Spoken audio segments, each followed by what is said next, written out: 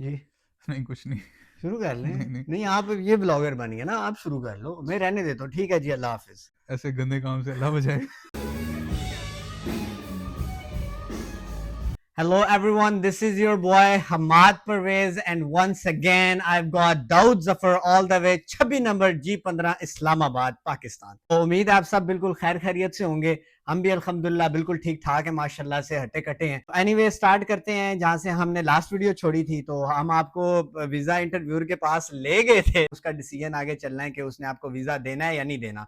तो ये वीडियो है कि खुदा ना खास्ता अगर आपका वीजा रिजेक्ट हो जाता है तो फिर आपको क्या कुछ करना चाहिए। तो भाई, तो फिर कहाँ से शुरू करें? अगर वीजा रिजेक्ट हो जाता है किसी बच्चे का and he wants to come to the US, so what should he भाई हैज टू डू? सबसे पहले घबराना नहीं है। आपको पता ही है कि यूएस वीजा की रिजेक्शन रेशो बहुत ज्यादा है। मोर और लेस सेम प्रोसेस होगा, मैं और हमाद आपको उस प्रोसेस में से लेके चलेंगे। अच्छा, सबसे पहले तो आपने ये देखना है कि आपकी वीजा की रिजेक्शन की वजह क्या बनी है, बेसिस क्या है। तो वो आपको वैसे तो एक कागज दे देते हैं, उसके ऊपर प्रॉपर रीजन ही लिखा होता है, लेकिन मेन कैटेगरीज दो हैं। एक तो ये है कि होम कंट्री के साथ स्ट्रॉन्ग टाइज नहीं है, यानी कि आपके पेरेंट्स या आपका स्पाउस या आपकी कोई प्रॉपर्टी नहीं है, तो उनको ये लगता है कि ये बंदा शायद वापस नहीं आएगा अपने मतलब मुल्क में। आपके पास वैलिड रीजन नहीं है कि are you gonna come back to your home country exactly और exactly. नॉट? उनको ये लगता है कि आप वहां जाके सेटल हो जाएंगे। ठीक है, ठीक और है। दूसरी रीजन वो आपको क्लियरली बताते नहीं है, बट दे टेल यू के rejection on the basis of other than failure to show ties. वो और वो उसको कुछ भी हो हाँ, सकता वो है। स्पेसिफाई नहीं करते। वो शायद आपके DS-160 में को आपने गलत इन्फॉर्मेशन दी है या कोई गलत बैंक स्टेट, डिस्क्रिपेंसी हो कुछ सकती भी है, हो सकता बिल्कुल। है। तो अभी सबसे पहले तो आपने अपनी वो स्लिप पढ़नी है। मुझे पता है आप पे वो बुरा वक्त होगा, ऑफ कोर्स आपने इतना कुछ मेहनत करके सारा कुछ करके अगर आपका वीजा रिजेक्ट हो जाता है, लेकिन फिर भी आपने घबराना नहीं है। आपने आराम से सबसे पहले देखना है कि उस चिट पे लिखा हुआ क्या है, जैसा दाऊद भाई ने बताया। तो एनीवेज उसके बाद शुरू करते हैं कि सबसे पहला कि आपने सेम यूनिवर्सिटी में जाना है या नहीं जाना। हम शुरू करते हैं दाऊद भाई के, फॉर एग्जांपल अगर उसी में जाना है तो हम फिर हम्म आगे उस प्रोसेस को कैसे लेके चलें, उसका क्या तरीकेकार होता है? तो इसमें सबसे जो मेन चीज़ है ना, वो सर्विस आईडी है। सर्विस आईडी वो आईडी हमने लास्ट वीडियो में भी जिस तरह लोगों को बताया था कि आपके I-20 के सबसे शुरू में सबसे जो मेन चीज़ है वो सर्विस आईडी लिखी हुई होती है। हम्म। और वो आप फीस भी जमा कराते हैं अराउंड $350। अगर आप सेम यूनिवर्सिटी में जा रहे हैं, there is a high probability आपकी सर्विस आईडी सेम तब्दील नहीं रहेगी। होगी, तो ठीक है। आपको सर्विस आईडी फीस फिर से जमा करवाने की जरूरत नहीं है। ठीक है। लेकिन इन केस कुछ लोग होते हैं कि वो कहते हैं कि नहीं, अब इस यूनिवर्सिटी पे हमारी रिजेक्शन आई है, ठीक है। तो we'll opt for another university. तो हम्म। अब हो सकता है कि आप जब दूसरी यूनिवर्सिटी की तरफ जाते हैं तो आपको एक नई सर्विस आईडी जनरेट हो आपके I-20 के ऊपर। तो उसमें फिर जिस तरह आपको पता है कि there can be two ways. एक ये है कि आप उसी सर्विस आईडी को जो आपकी पुराने वाली थी ट्रांसफर कर लें, हम्म। नए सर्विस आईडी पे आपको फीस फिर से भरने की जरूरत नहीं है। ठीक है। But in some cases you might have to submit another fee of $350, लेकिन मेरा नहीं ख्याल कि रेयरली ऐसा होता होगा। तो उसके बाद वही सेम स्टेप है, आपने दोबारा से DS-160 अपना भरना पड़ेगा। मेक श्योर अगर आपने पिछले DS-160 में कोई गलतियां की हैं जिसकी वजह से आपको थोड़ा डाउट हुआ है कि this might be a reason for the rejection, right, उसको फिर थोड़े अच्छे तरीके से भरें और क्लियर इंफॉर्मेशन लिखें, जो कुछ सच है वो बयान करें। उसमें सारा प्रोसीजर वही है, DS-160 फिल करके फिर यूएस ट्रैवल डॉक्स की वेबसाइट पे जाएं, तो उधर आईडी बनाकर फिर आपने अपनी वीजा फीस जमा करवानी है और फिर उसके कुछ 24 से 48 घंटे के बाद you can see appointment slot, you can book any appointment slot which is available, right? एक चीज और ऐड कर देता हूँ कि DS-160 इस तरह बात बता रहे हैं, आपको फिर से फिल करना है। कि लोगों से मैंने सुना है जिनका जो फर्स्ट टाइम फेल होते हैं, जो फिर से इंटरव्यू देने जाते हैं, तो वीजा इंटरव्यू दूसरा या तीसरा सवाल होता है कि since your rejection what changes have you made to your profile. तो वो आप रिफ्लेक्ट कर सकते हैं DS-160 के अंदर भी, कि फर्ज करें आपकी जॉब लगी, तो जॉब एक ऐसा फैक्टर है कि जो वीजा इंटरव्यूअर को बताएगा कि I have strong ties with my home country and I am willing to come back. तो एग्जैक्टली। वो आप DS-160 के थ्रू मेंशन कर सकते हैं और साथ अपने सपोर्टिंग डॉक्यूमेंट्स भी लेके जा सकते हैं तो उसके योरसेल्फ। बाद जब आप अपॉइंटमेंट स्केड्यूल कर रहे होते हैं ना, तो होटल आपसे पूछता है कि आपका पहले वीजा रिजेक्ट हुआ है या नहीं हुआ।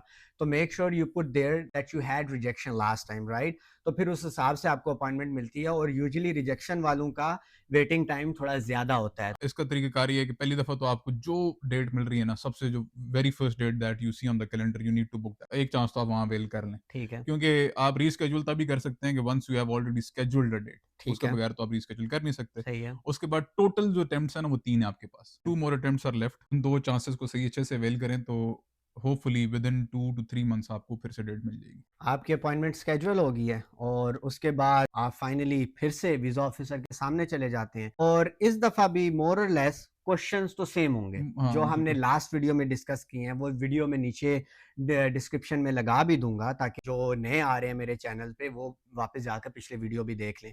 तो मोर और लेस क्वेश्चन सेम होंगे, but he can ask you some extra questions, like जिस तरह दाऊद भाई ने पहले डिस्कस किया कि what changes did you make into your profile, right? तो फिर आप उसको बता सकते हैं कि हाँ मेरी जॉब लग गई है, या वट जो आपके होम कंट्रीज के साथ टाइज को और स्ट्रॉन्ग करें, या और भी आपके ओवरऑल प्रोफाइल अच्छा कर दे।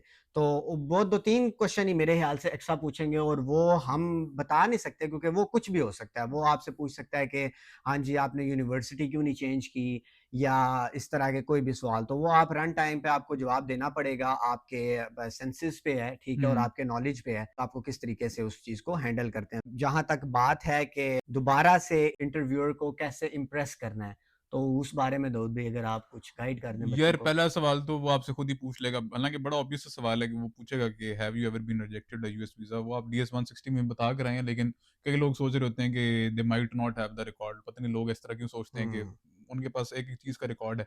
तो आपको सच बताना है कि मेरी रिजेक्शन हुई थी और फलानी वजह से रिजेक्शन हुई थी, और अगर वो आपके जवाब मज़ीद सुनने को तैयार है तो आप बता दें कि मेरे प्रोफ़ाइल में भी ये चेंजेज़ आई हैं। हुँ, हुँ। मैंने ये रिसर्च किया है, या मैंने ये नई जॉब की है। इस अरसे के बीच में फ़र्ज़ करें आपका मैरिटल स्टेटस चेंज हो गया है, ठीक ठीक है। है?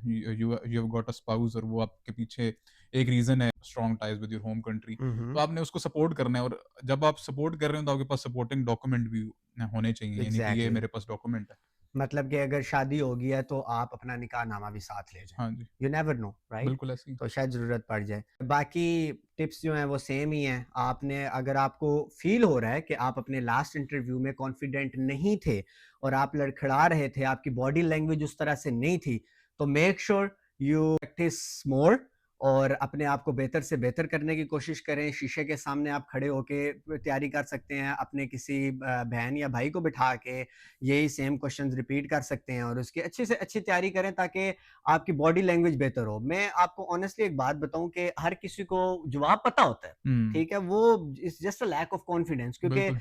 हम पाकिस्तानी हूं। मैं आपको सच बताऊं, पाकिस्तानी स्टूडेंट्स और अमेरिकन स्टूडेंट्स में मेन फर्क मुझे यही नजर आया, ये को बहुत ज्यादा इंटेलिजेंट नहीं है हमसे, बट इन लोगों में ना कॉन्फिडेंस बहुत ज्यादा है, इनकी कम्युनिकेशन स्किल्स बहुत अच्छी हैं। तो बस यही है, आप अपने आप को बेहतर से बेहतर करें, कॉन्फिडेंस अपना बूस्ट करें। खैर है, कोई नहीं, रिजेक्ट हो गया है, कोई बात नहीं, ठीक है, अगली दफा इंशाल्लाह एक्सेप्ट होगा। इतनी एग्जांपल्स हैं दाऊद भाई, लोगों के 4-4 5-5 दफा बिल्कुल, रिजेक्ट्स बिल्कुल, होते हैं आई एंड एग्री, फिर उनका लग जाता है। I agree. तो आपने अपने आप को ना लेट डाउन नहीं करना, वही टिप्स हैं, कॉन्फिडेंट रहना है, ठीक है, ड्रेसिंग वही अच्छी होनी चाहिए, मतलब कि बहुत ज़्यादा ओवर भी नहीं होना, बस ये है कि एक फॉर्मल भी ना हो, हाँ, semi formal, semi casual, semi semi formal. Casual I hmm, would say तो हो, वो हो जाए। और तीसरा यही है कि रेलेवेंट एंड कंसाइज़ आंसर्स, ठीक है, सेम वही वही टिप्स हैं, आपने बस बेहतर से बेहतर जवाब देने हैं, बहुत लंबा भी नहीं खींचना, बहुत कम भी नहीं करना। इंशाल्लाह अगर आपको पता है कि आपकी किस वजह से रिजेक्शन हुई है, वो मेरे ख्याल से पता चल ही जाता है दाऊद भाई, क्योंकि जब आप दे रहे होते हैं ना, आपको समझ आ जाता है कि आपने यार कहाँ पर ब्लंडर किया है। देखो, आपने हमेशा अपने स्ट्रॉन्ग पॉइंट्स पे खेलना होता है, ठीक है, और वीक पॉइंट्स को इंप्रूव करना होता है। अगर आपके स्ट्रॉन्ग पॉइंट्स ये हैं कि आपकी प्रोफाइल अच्छी है,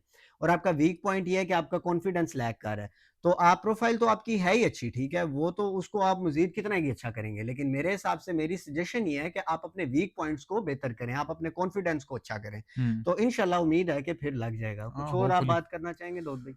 और इसमें कुछ नहीं है, बस इंटरव्यू का ये तरीका, एक तरीका तो ये होता है कि आप देखें, जिस तरह मेरा जो स्ट्रॉन्ग फील्ड, मेरा जो शौक की फील्ड है वो चलें, जिस तरह बात कर लेते हैं ऑटोमोटिव है, ठीक है। या मैकेनिकल की थोड़ा सा मुझे इंटरेस्ट है।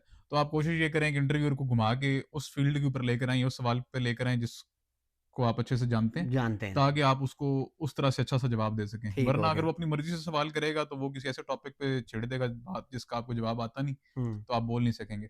तो आप कुछ क्यूज़ फेंकें उसको कि वो घूम के आपके उस टॉपिक पे आ जाए जिसमें आपकी महारत है। मतलब कि वो आपकी मर्ज़ी का सवाल आपकी आपसे मर्ज़ी करे। का सवाल आपसे और करे। इसमें अगेन मैं चीज़ यही ऐड करना चाहता हूँ कि आप उसको अपनी मर्ज़ी के सवाल करने पर मजबूर कैसे कर सकते हैं? Confidence. Exactly, over exactly. Confident नहीं होना, ठीक है? कॉन्फिडेंस आपका उसको लेके आ सकता है, और कॉन्फिडेंस में और भी बहुत सारी चीज़ें हो जाती हैं कि कॉन्फिडेंस तभी आता है जब आपके पास नॉलेज हो, हुँ, ठीक बिल्कुल है? तो एग्ज़ैक्टली। नॉलेज होगा तो कॉन्फिडेंस भी होगा, तो जब दोनों चीज़ें मिलकर आएँगी ना, तो इंशाल्लाह इंशाल्लाह आप ना इस दफ़ा वीज़ा आपका अप्रूव हो जाएगा। इंशाल्लाह। तो आई थिंक यही मेन टिप्स एंड टेक्निक्स थी कि अगर बिल्कुल। आपका वीज़ा रिजेक्ट हो जाता है तो आप क्या करें और इंशाल्लाह आप कैसे इम्प्रूव करके इस दफ़ा वीज़ा एक्सेप्ट करवा सकते हैं। बस यहीं तक था हमारा और आपका सफ़र इस वीडियो के लिए। तो बस आपको एक बात तो आपको बहुत ज़रूरी है, आपने याद रखना है आपने क्या करना है। तो उसमें क्या करना है इन्होंने? लाइक, सब्सक्राइब और शेयर कर दें और बेल आइकन पे क्लिक भी कर क्या दें। बात है यार! तो मेरे को बेल आइकन याद हो गया जी, लेवल हो गया, यूट्यूबर बन गए हैं। तो और एक और चीज़ भी मिसिंग है कि आपने इंस्टाग्राम और टिकटॉक पे भी भाई को फॉलो करना है। टिकटॉक पे इसकी भरोसे ही कर। तो ये है कि क्योंकि उधर भी मैं रील्स बनाकर अपलोड कर रहा हूँ तो वो भी काफ़ी इंटरेस्टिंग है। तो कीप सपोर्टिंग योर बॉयज़ क्योंकि आप सपोर्ट करेंगे तो हमें भी कॉन्फिडेंस मिलेगा कि हम और इस तरह के वीडियोज़ बनाएँ जिससे आपको फ़ायदा हो। It cost you nothing, helps me a lot. Subscribe your boy and इंशाल्लाह will see you in the next video. तब तक के इंशाल्लाह। लिए अल्लाह अल्लाह हाफ़िज़। हाफ़िज़।